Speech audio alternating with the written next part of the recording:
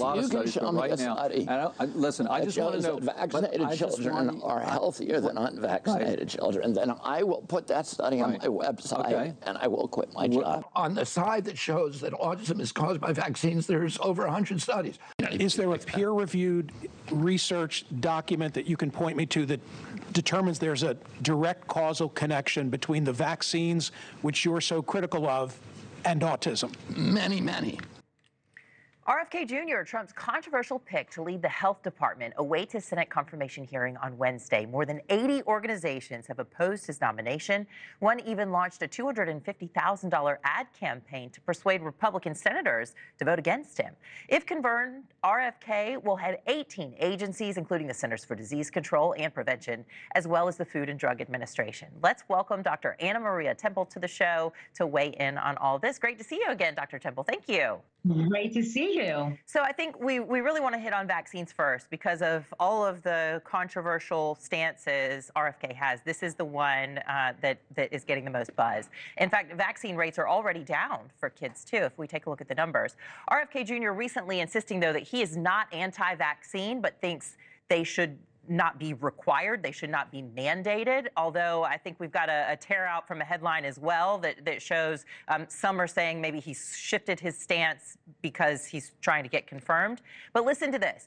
Republican Senator Mitch McConnell warning against RFK Jr.'s effort to undermine polio vaccines, saying, quote, anyone seeking the Senate's consent to serve in the incoming administration would do well to steer clear of even the appearance of association with such efforts. Efforts to undermine public confidence in proven cures are not just uninformed, they're dangerous. So Dr. Temple, as a doctor, as a physician, I know you see a lot of children.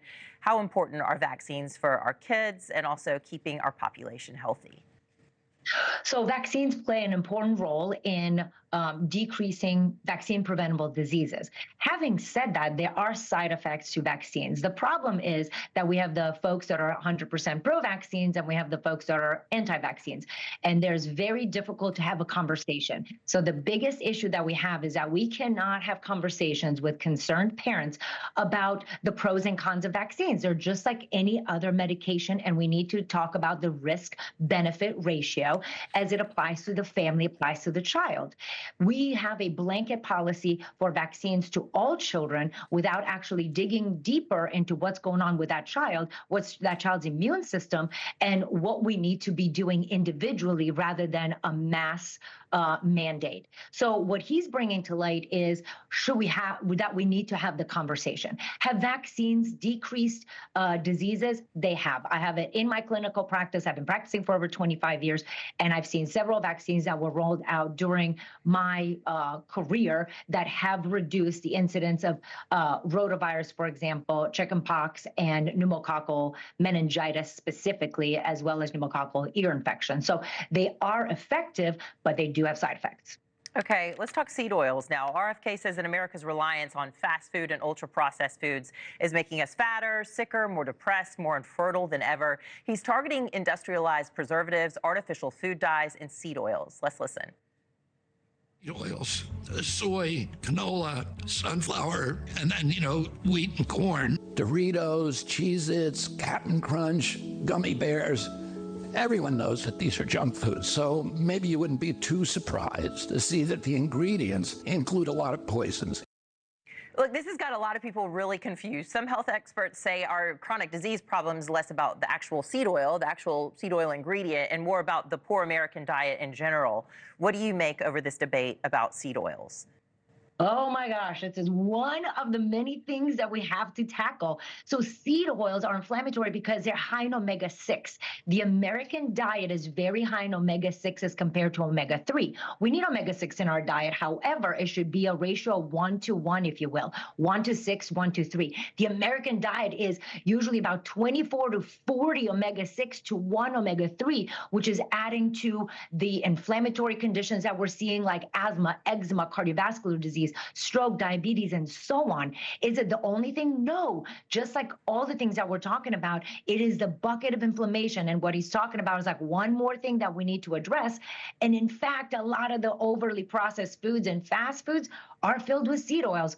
as well as preservatives and food colorings, and I can go on. Yeah, I know you can. And this is something that you really campaign on social media about, and it has gotten ferocious, this battle on both sides of the argument, really.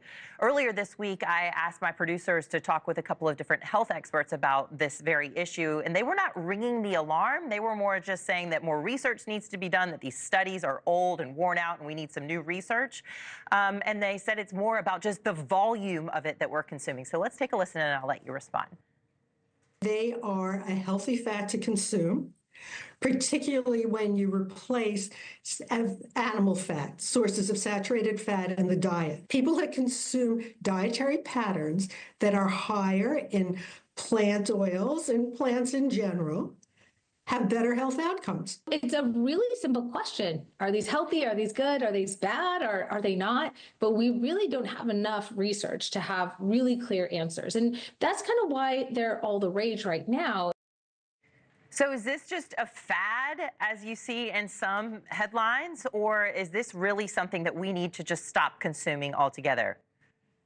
Well, this is one of the many things, right? So we have a lot of data that show that ultra-processed foods are causing cancer, cardiovascular disease, diabetes, obesity, and many other chronic issues. What's in ultra-processed foods? Yes, we have the seed oils, we have artificial preservatives, artificial food coloring, so we have all the things.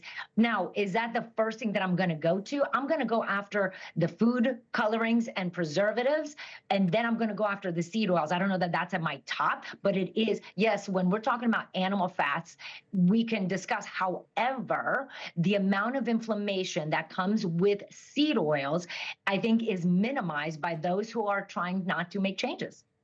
Gotcha. I mean, it's just confusing, and it's not fair to the American people to, if it is damaging our health, for us to just get served it all the time. I mean, about 70% of the American diet, the average American, is consuming fast food and ultra-processed food. And so the best way for us to look out for chronic disease, I know I've heard from you and these other health experts, is just to try to clean up our diet with fresh fruit and vegetable and lean proteins if we can. Dr. Anna Maria Temple, thank you so much for joining us. Always a pleasure.